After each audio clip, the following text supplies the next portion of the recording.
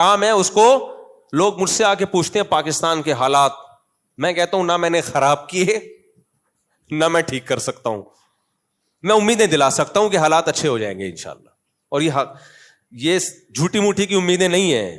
Economically حالات الحمدللہ اچھے ہونے جا رہے ہیں, جتنے اچھے ہو گئے ہیں وہ نظر نہیں آ رہے, اتنے ہو زیادہ اچھے گئے ہیں لیکن ابھی تھوڑا دبایا ہوا ہے. ڈالر 275 پہ مصنوعی روکا ہوا ہے بس, ورنہ ڈالر اصل میں اور بھی نیچے گیا ہے, لیکن اس کو روکا ہوا ہے انہوں نے. بہت زیادہ نیچے گیا تو اور کچھ مسائل ہو جائیں گے. تو کچھ اچھے کام بھی ہو رہے ہیں ملک میں, سارے خراب نہیں ہو رہے. جو خراب ہو رہے ہیں ان پہ تو مجھے بولنے کی ضرورت نہیں, وہ آپ خود سمجھدار ہیں ماشاءاللہ. سسٹم کے تحت چلا ہے نا سارا. الیکشن ہمارے ہاں سسٹم کے تحت نہیں ہوتے, کس کے تحت ہوتے ہیں؟ سسٹم کے تحت. سسٹم چل رہا ہے, لیکن بہرحال کچھ امید کی چیزیں بھی ہیں. تو اچھا, مصیبت یہ ہے کہ ہمارے ہاں نیگیٹیوٹی اتنی زیادہ ہے, کسی کو کوئی اچھی خبر بھی دو تو اس نے غم ہی کی خبر لینی ہے. اس کو بتاؤ نا تمہارے ابا کو جو فالج تھا ٹھیک ہو گیا, اب 2 نمبر ہی کر رہا ہے, بیکار باتیں کر رہا ہے. یہ ہمارا دماغ بن چکا ہے. ابے تجھے جو شوگر تھی نا اتفاق سے اب رپورٹیں کلیئر, اب سب ڈرامے باز. تو یار جب تمہارا دماغ ہی خراب ہے, تمہیں اچھی خبر سننی نہیں ہے. اب میں نے بولا نا ایک صاحب کو, میں نے کہا ڈالر دیکھو 275 پہ 75-76 پہ رک گیا ہے, ورنہ کتنی اسپیڈ سے اوپر جا رہا تھا. اب یہ ڈرامے بازی ہمیں بیوقوف بنانے. میں نے کہا پھر ٹینشن میں رہے, تو برین ہیمریج سے مر جا, میری صحت پہ کوئی اثر نہیں پڑتا. تیرے کو اچھی خبر سنا رہا ہوں یار, تھوڑا خوش ہو جائے یار. گورنمنٹ کی طرف سے کوئی پابندی ہے خوش ہونے پر؟ نہیں. اب یہ میں نے کہا میرا کیا فائدہ ڈالر کے اوپر نیچے, میں کوئی گورنمنٹ کا نمائندہ ہوں؟ مجھے کیا مل رہا ہے؟ خوش ہو رہا ہوں میں, تجھے بھی خوش کر رہا ہوں, کیونکہ مجھے کچھ آتھینٹک ذرائع سے خبر ملی ہے, اخباروں کی یوٹیوب کی خبریں نہیں ہیں. لیکن وہی اب یہ سب قوم کو بیوقوف بنانے کے لیے. میں نے کہا ٹھیک ہے پھر صحیح ہے, بیوقوف بنانے کے لیے نا تو ڈالر خرید لے, پھر رکھ لے اپنے پاس, اور 1 مہینے بعد جب اوریجنل قیمت آئے گی نا 300 پہ ہو جائے گا, بیچ دینا. کرتے یہ نہیں ہے, یہ بالکل ایسا ہی ہے جیسے ہلال کمیٹی والوں کے بارے میں ایک صاحب نے, ابے 1 دن کا روزہ کھا گئے یار. میں نے کہا تو رکھ لینا پھر, کھا گئے تو. ایک دفعہ رمضان کا شعبان نا 30 کا ہو گیا, کہنے لگا ابے کھا گئے 1 دن کا روزہ. میں نے کہا تو کل رکھ لے بھائی. رکھتے بھی نہیں ہیں, کھا گئے تو رکھو نا یار. تو کچھ عادت ایسی پڑ گئی ہے منفی, اور اس میں بھی میں سمجھتا ہوں ہمارے حکمرانوں ہی کا کردار ہے, وہی ذمہ دار ہیں. انہوں نے کیا کچھ ایسا ہے کہ اب لوگ اچھی خبر سننے کی, لوگ کہتے ہیں کہ یہ ڈرامہ ہو رہا ہے ہمارے ساتھ. کچھ نیگیٹیوٹی کو بہت ضرورت سے زیادہ پھیل گئی ہے. تو خیر, تو کیا کہہ رہا تھا یار میں, دائیں بائیں بیان, تو دائیں میں بہت گھوم رہا ہوں میں. بات کیا چل رہی تھی؟ ہاں, میں یہ عرض کر رہا تھا, دیکھو ہمارے حضرت مفتی رشید احمد صاحب بتایا کرتے تھے یہ ڈالر کی خبر سچی ہے, یہ جھوٹی نہیں ہے. ٹھیک, ہاں اگر گورنمنٹ کچھ اور ہی کچھ کلابازیاں ہو جائیں, کچھ اور ہی سسٹم آ جائے تو پھر ایک الگ بات ہے, کیونکہ بعض دفعہ ایک دم سیٹنگ پہ جاتے جاتے کچھ ہو جاتا ہے. لیکن ابھی تک کے حالات یہ ہیں کہ اکنامکلی پاکستان الحمدللہ گرو کر رہا ہے, وہ اچھی خبریں آ رہی ہیں. اور یہ گورنمنٹ کی خبریں صرف نہیں ہیں, یہ جو تاجر جو جن کی پوری ملک کی اکنامی پہ جن کی جو لگام ہے نا, جن کے ہاتھ میں, یہ ان کی, ہمارا اٹھنا بیٹھنا ہر ایک کے ساتھ ہوتا ہے. رکشے والوں کے ساتھ بھی ہوتا ہے, ٹماٹر والوں کے ساتھ بھی ہوتا ہے, بیچارے جو لوگ جوتے سیتے ہیں ان کے ساتھ بھی ہوتا ہے, اور بڑے بڑے ارب پتی تاجروں کے ساتھ بھی ہوتا ہے. تو صرف ایسا نہیں ہے کہ ہم درس قرآن ہی دیتے ہیں اور انڈا موڑ پہ ہی رہتے ہیں اور 4 شادیاں ہی کرتے ہیں, اس کے علاوہ ہمارا کوئی کام نہیں ہے. کبھی خوشبو لگا کے آپ اکیلے میں ملیں تو اس کے علاوہ بھی الحمدللہ بہت سارے کام ہیں, لیکن اس کے لیے ضروری ہے کہ خوشبو لگا کے آئیں آپ, اور یہ بھی ضروری ہے کہ وہ خوشبو مجھے پسند بھی ہو, تاکہ میں اپنی مرضی سے آنے دوں نا اندر. آپ بولو گے آپ نے کہا تھا خوشبو لگا کے آؤ, ہم آ گئے, تو میں بھگاؤں گا کیسے پھر؟ تو میں بولوں گا یہ والی خوشبو نہیں کہا تھا میں نے. اچھا خیر, تو ادارے کو اگر آپ ٹھیک کرنے جائیں گے نا کبھی بھی ٹھیک نہیں ہوگا. مفتی رشید احمد صاحب رحمہ اللہ تعالیٰ کہا کرتے تھے کہ کبھی بھی کسی ادارے کو ٹھیک کرنے کی فکر نہ کرو, چاہے وہ کنٹری ہو, پورا ٹھیک نہیں ہوگا. یورپ امریکہ پورے ٹھیک تھوڑی ہیں, بہت ساری گڑبڑیں وہاں بھی چل رہی ہیں. کوئی بھی اجتماعی نظام جہاں بھی ہوگا اس میں لازماً کچھ خامیاں ہوں گی، انہی خامیوں کے ساتھ اس سسٹم کو چلایا جائے گا، انہی خامیوں کے ساتھ. ہاں خامیاں زیادہ ہو جائیں اور خیر کم ہو جائے، یا وہ اپنے مقصد سے ہی ہٹ جائیں، پھر اس کو چھوڑ دو، پھر وہاں رہنا ہی جائز نہیں ہے. اب تبلیغی جماعت کا مقصد ہے دین کو دنیا میں پھیلانا.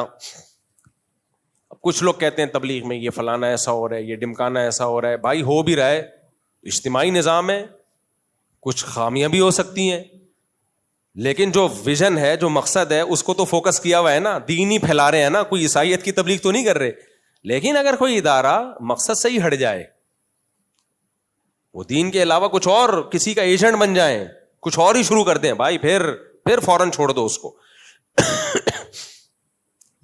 تو میں یس کر رہا تھا ہر جگہ ایسا ہوتا ہے، ہر جگہ اداروں میں. محتمم کو نظر آئے گا 4 آدمی بیٹھے ہوئے، اس کو پتا ہے کس کی غیبت چل رہی ہے، محتمم کی. ناظم کی غیبت چل رہی ہے، یہ ایسے، یہ یوں، یہ فلانا، یہ ڈمکانا. اچھا ہم لوگ حکمرانوں کی اس وقت تک تعریف کرتے ہیں جب تک وہ حاکم بنتے نہیں ہیں. جیسے ہی بن جاتے ہیں اسی دن سے برائیاں شروع. لاتے بھی ہم خود ہیں، کام بھی نہیں کرنے دیتے پھر ہم. تو اس میں کچھ برائیاں صحیح ہوتی ہیں، لیکن بہت ساری برائیاں غلط بھی ہوتی ہیں. جو غلط انفارمیشن کی بیس پہ ہم کر رہے ہوتے ہیں وہ ٹھیک نہیں ہوتی. ہماری عادت ہے جب کسی سے دشمنی کرنی ہے تو اس کی ہر اچھی چیز کو بھی برا کرنا ہے، جب کسی سے دوستی کرنی ہے تو ہر بری چیز پہ بھی پردے ڈالنے ہیں. بھائی یہ نہ بناؤ. بار بار میں کہتا ہوں کسی سیاسی تنظیم سے جڑو، یہ آپ کا سیاسی حق ہے، لیکن اپنے سیاسی لیڈر کو امام مہدی مت بناؤ، پیغمبر کا درجہ مت دو. اس سے ڈپریشن نہیں ہوگی کبھی. ورنہ پتہ ہے کیا ہوگا، آپ نے اس کو باپ بنا لیا نا، اگر کوئی اس کے خلاف بولے گا آپ ڈپریشن میں جاؤ گے، پاگل جاؤ گے، کانپو گے. حالانکہ عین ممکن ہے وہ صحیح بول رہا ہو، عین ممکن ہے وہ صحیح بول رہا ہو. اور جو مخالف کی تعریف کرے گا آپ ڈپریشن میں جاؤ گے، حالانکہ عین ممکن ہے آپ کا مخالف غلط ہو لیکن یہ والی بات اس میں واقعی اچھی ہو. تو اتنا ایکسٹریم پہ جاتے کیوں ہے یار؟ ہم پاگل ہیں؟ ہم نے دماغ اپنا فضول کھپانا ہے کیا؟ مر کے ختم ہو جانا ہے. تھوڑے دن کی اللہ نے زندگی دی ہے، ہمیں ڈپریشن میں ہم اس کو کھپا کے ختم کر دیں. میں نے ایک بیان کیا کہ اللہ کو ٹینشن پسند نہیں ہے. اس پہ کسی نے نیچے کمنٹس کیے کہ یعقوب علیہ السلام کیوں اتنی ٹینشنوں میں تھے. پھر دیکھو اللہ کو ٹینشن پسند نہیں ہے وہ جو آپ کی بنائی ہوئی ہے.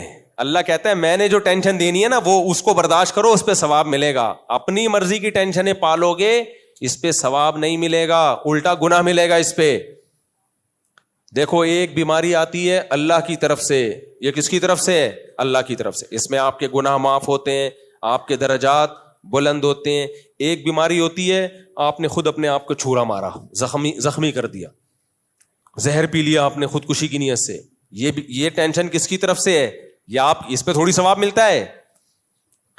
تو یہ جو سیاسی لیڈروں کی ٹینشن ہم پالتے ہیں یہ اللہ کی طرف سے نہیں ہے. اللہ نے کب کہا کہ میں نے تو ان کو امام مہدی بنا کے بھیجا ہے اور یہ کوئی غلطی نہیں کر سکتے؟ تو آپ کی عقیدت ہے بھائی، آپ کی محبت ہے، اللہ نے نہیں کہا. اللہ نے ہمیں پیغمبر سے محبت کا کہا ہے. پیغمبر کے خلاف کوئی بولے ڈپریشن میں جائیں سمجھ میں آتا ہے.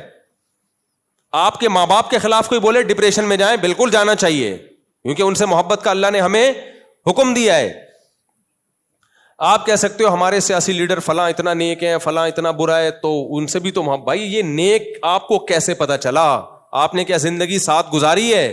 آپ نے نیوز دیکھ کے اندازہ لگایا تو اندازہ ہے، ٹھیک ہے. تو اندازوں پر اتنی بڑی عقیدت کی بنیادیں اور اتنی بڑی نفرتوں کی بنیادیں قائم نہیں کی جاتی.